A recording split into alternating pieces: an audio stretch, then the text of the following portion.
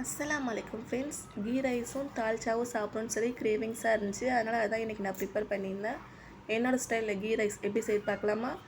இதுக்கு வந்து தாராளமாக நெய் ஊற்றிட்டு கொஞ்சமாக தேங்காய் எண்ணெய் விட்டுட்டு பட்டை லவங்கம் ஏலக்காய் சேர்த்துட்டு ஒரு வெங்காயம் வந்து ஸ்லைஸ் பண்ணி எடுத்திருக்கேன். கூடயே வந்து கொஞ்சமாக கருவேப்பிலை சேர்த்து 50% வெங்காயம் வெந்ததுக்கப்புறமா கொஞ்சமாக வந்து புதினா கொத்தமல்லி சேர்த்துக்கிறேன். புதினா கொத்தமல்லி ஸ்மெல் வரணும், அந்தளவுக்கு நல்லா வதக்கி எடுத்துக்கலாம்.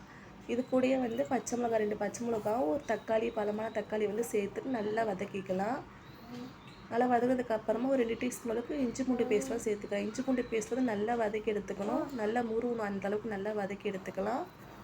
இப்போ வந்து அடுப்பை சிம்மில் வச்சுட்டு ஒரு அரை கப்புக்கு நான் தயிர் சேர்த்துக்கிறேன். தயிர் சேர்க்கும் போது வந்து சாப்பாடு வந்து கொஞ்சம் சாஃப்டாக வரும், அதுக்காக நான் சேர்க்குறேன். சேர்த்துட்டு மிக்ஸ் பண்ணிவிட்டு அரிசி வந்து முன்னாடியே அளந்து வந்து ஊற வச்சுட்டேன்.